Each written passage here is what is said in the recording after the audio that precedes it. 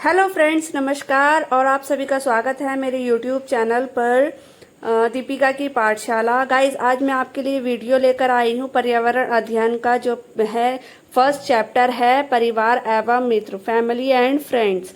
Guys, मैंने इसमें काफ़ी आसान भाषा में ये चैप्टर को समझाया है। आई होप आपको वीडियो मेरी अच्छी लगे और प्लीज़ मेरा वीडियो लाइक, शेयर और मेरा चैनल सब्सक्राइब ज़रूर करें। तो चलिए शुरुआत करते हैं। चलिए अब हम बात करते हैं पर्यावरण अध्याय के पहले चैप्टर की, जो कि है परिवार एवं मित्र। सबसे पहले हम परिवार की परिभाषा को डिफाइन करेंगे। परिवार शब्द अंग्रेजी भाषा के फैमिली शब्द का हिंदी रूपांतरण है।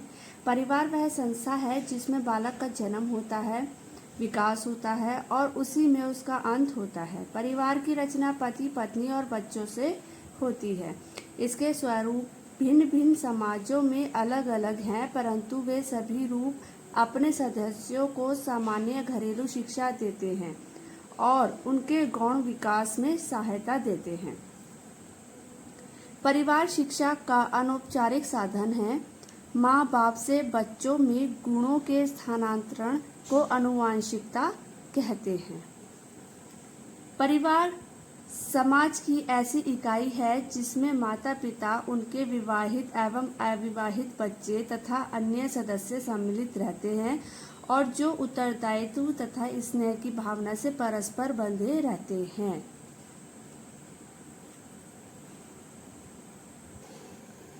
आगे हम परिभाषा से डिफाइन करते हैं। रेमंड के अनुसार, रेमंड ने क्या कहा है? दो बच्चे भले ही विद्यालय में पढ़ते हों, समान रूप से शिक्षकों से प्रभावित होते हों, समान अध्ययन करते हों, फिर भी अपने सामान्य ज्ञान, रुचियों, भाषण, व्यवहार और नैतिकता में अपने घरों के कारण जहां से वे आते हैं पूर्णतया भिन्न होते हैं। मैकाइवर ने क्या कहा है? परिवार वह समूह है जिसमें स्त्री पुरुष के यौन संबंध पर्याप्त निश्चित होते हैं और इनका साथ ही इतनी देर तक रहे जिसमें संतान उत्पन्न हो एवं उसका पालन पोषण हो। क्लेयर ने क्या कहा है? परिवार से तात्पर्य माता पिता और बच्चों के संबंध की व्यवस्था से है। अच्छा, आगे हम बात करते हैं परिवार के कार्य की। मैकाइवर ने कैसे बताया है? परिवार के कार्यों को दो भागों में विभाजित किया गया है, जैसे आवश्यक कार्य और अनावश्यक कार्य। आवश्यक कार्यों में घर के विभिन्न प्रावधान, आर्थिक क्रियाकलाप, शैक्षणिक क्रियाकलाप और लैंगिक व प्रजनन क्रियाकलाप, और अनावश्यक कार्य में मनोरंजन से संबंधित क्रियाकलाप। ऑकबर्न और निमकॉफ ने कैसे डिफाइन किया है, इसको बताया है परिवार के क्या क्या कार्य होते हैं।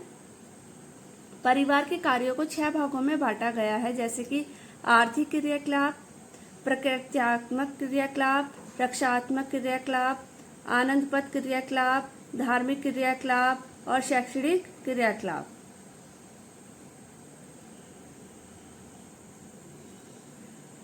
लुटबर्ग ने कैसे डिवाइड किया है परिवार के कार्यों को?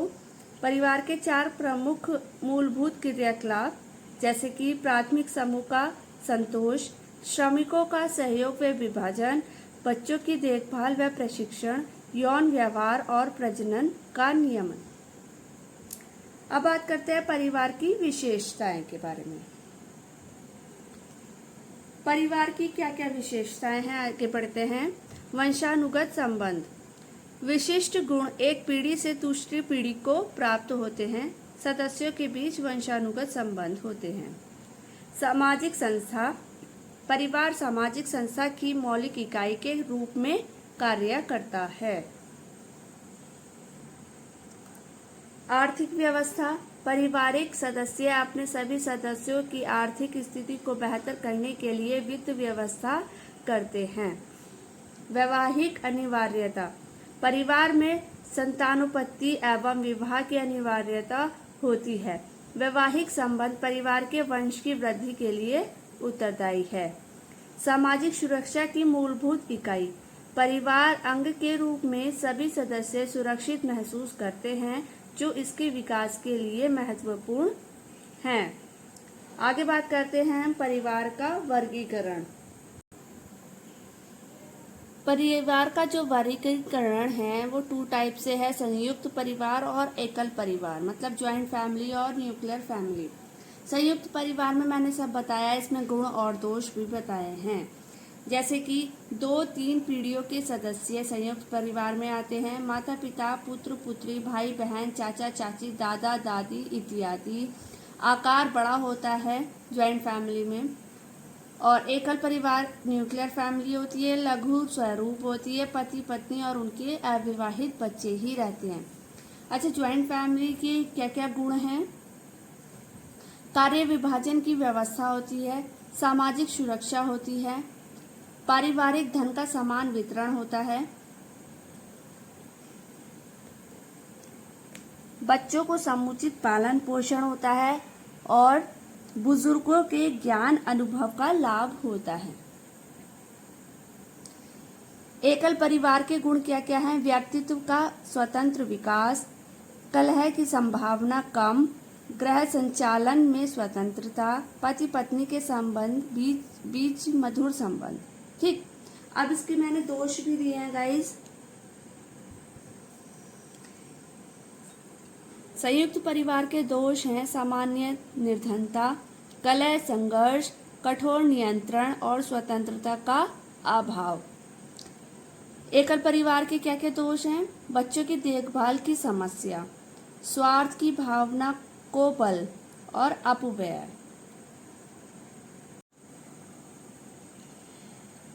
परिवार के अन्य प्रकार, मैंने इसमें आपको परिवार के अन्य प्रकार भी बताए हैं।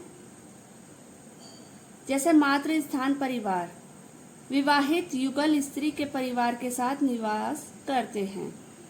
पितृस्थान परिवार, विवाहित युगल पुरुष के परिवार के साथ निवास करते हैं। वैवाहिक परिवार, एक के बाद एक विवाह के बाद बना परिवार, एकल परिवार।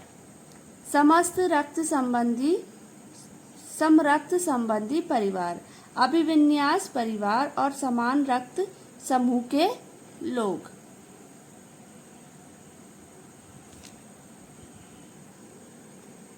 आगे बात करते हैं हम आनुवंशिकता और रक्त समूह। गाइस, ये वाला टॉपिक जो है इम्पोर्टेंट है, इसमें एक क्वेश्चन जरूर आता है। आनुवंशिकता और रक्त समूह। आनुवंशिकता के जनक ऑस्ट्रिया के ग्रेगोर जॉन मेंडल थे। इनका जन्म 1822 ईस्वी में हुआ था। इन्होंने मटर के पौधे पर प्रयोग करके आनुवंशिकता का पता लगाया था। मानव रुधिर वर्ग की खोज लैंडस्टीनर ने की थी। क्वेश्चन बन सकता है इस पे। मानव रुधिर को 4 समूह में बांटा गया है, ए, बी, ए बी और ओ। गाइस, ये वाला चार्ट जो है बहुत ज्यादा इम्पोर्टेंट है। इसमें पता चल जाता है कि रक्त समूह किसका कैसे होता है। ठीक है, जैसे माँ बाप बच्चा, माँ का ओ है, ओ पॉजिटिव, बाप का ओ पॉजिटिव है, तो बच्चे का 100% ओ पॉजिटिव ब्लड ग्रुप रहेगा। ठीक, अगर मम्मा का ओ पॉजिटिव है, पापा का ए पॉजिटिव है, तो बच्चे का क्या है 50-50% पे रहेगा। ओ पॉजिटिव 50% और ए पॉजिटिव 50%। ठीक, अगर मम्मा का ओ पॉजिटिव है, पापा का बी पॉजिटिव है, तो भी 50-50% रहेगा। जैसे ओ पॉजिटिव 50%, बी पॉजिटिव 50%। मम्मा का ओ पॉजिटिव है और पापा का ए भी पॉजिटिव है, तो बच्चे का जो होगा ब्लड ग्रुप ए 50% होगा, ए पॉजिटिव, और बी पॉजिटिव जो है 50% होगा। आइए यहाँ बात करते हैं। इस ग्रुप में तो मम्मा का जो ब्लड ग्रुप था केवल ओ पॉजिटिव था। ठीक है, अब यहाँ पर बात करते हैं, अगर मम्मा का जो है ब्लड ग्रुप ए पॉजिटिव हुआ, पापा का ए पॉजिटिव हुआ, तो बच्चे का जो है ए पॉजिटिव 66% होगा और ओ पॉजिटिव 33% हो सकता है। अगर माँ का ए पॉजिटिव हुआ, पापा का ए बी पॉजिटिव हुआ, तो बच्चे का जो ब्लड ग्रुप है O positive 25%, B positive 25%, A B positive 25% और ओ पॉजिटिव 25% होगा। मम्मा का ए पॉजिटिव है, पापा का ए बी पॉजिटिव है, तो जो बच्चे का ब्लड ग्रुप है वो ए होगा 33%, बी पॉजिटिव होगा 50%, ए बी पॉजिटिव होगा 33%।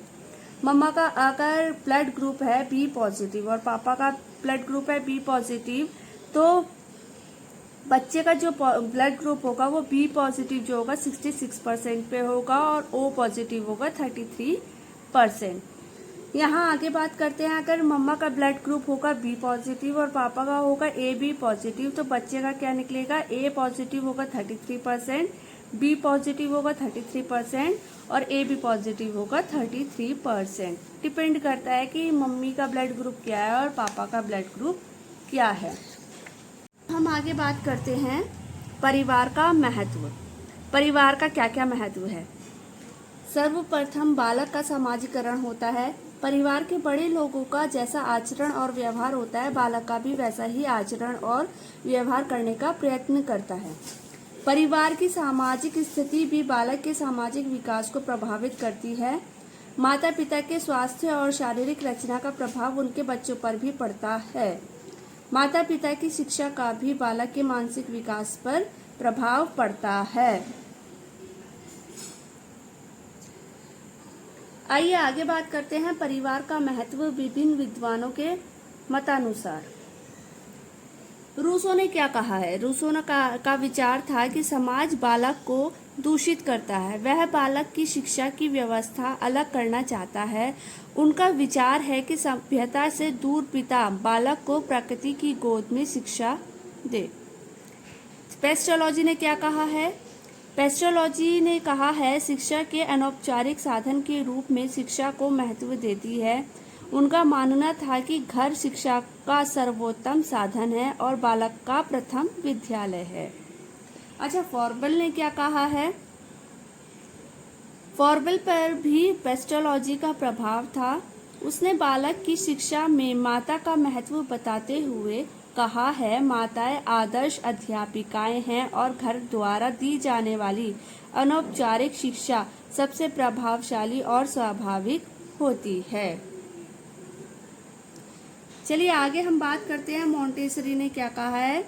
श्रीमती मोंटेसरी ने बालक की शिक्षा में घर को महत्वपूर्ण योगदान अनुभव किया है। उन्होंने विद्यालय को बचपन का घर कहा है। चलिए अब बात करते हैं आगे मित्र की। इसमें फर्स्ट पॉइंट है, बालक के कार्यों में उसका सहयोग करने वाला अथवा उसके साथ खेलने वाला बालक उसका मित्र कहलाता है। जिन बालकों के साथ बालक का संबंध अच्छा होता है एवं जिनके साथ वह रहना, कार्य करना एवं खेलना पसंद करता है, उसे हम उसका मित्र कहते हैं। मित्रता एक ऐसा रिश्ता है जो अन्य रिश्तों की भांति थोपा नहीं जा सकता। अपनी सुविधा एवं रुचि के अनुसार देख परख के मित्र चुनने की स्वतंत्रता होती है। अच्छा, मित्रता का भी वर्गीकरण किया गया है। आगे चलते हैं।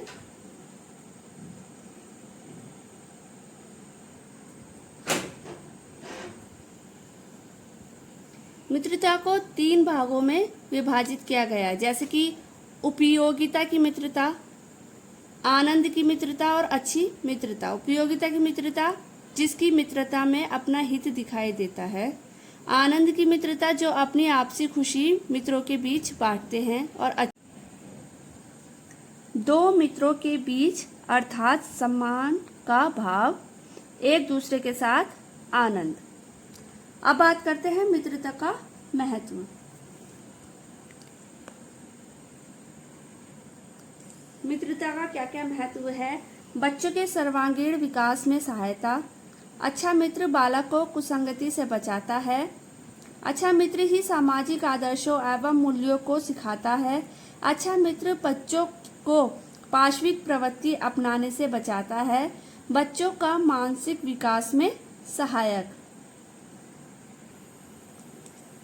चलिए आगे बात करते हैं लास्ट टॉपिक पे, संबंध। संबंध में क्या क्या लिखा है पढ़ते हैं। फर्स्ट पॉइंट है, संबंध वह बुनियाद होती है जिसमें 2 अथवा 2 से अधिक लोग खून या विवाह और भावनाओं के आधार पर एक दूसरे से जुड़े होते हैं। सेकंड है, बालक परिवार में सदस्यों एवं रिश्तेदारों से प्रत्यक्ष और परोक्ष रूप से आदर्शों, मूल्यों, रीति रिवाजों एवं विश्वासों आदि को धीरे धीरे सिखाता है।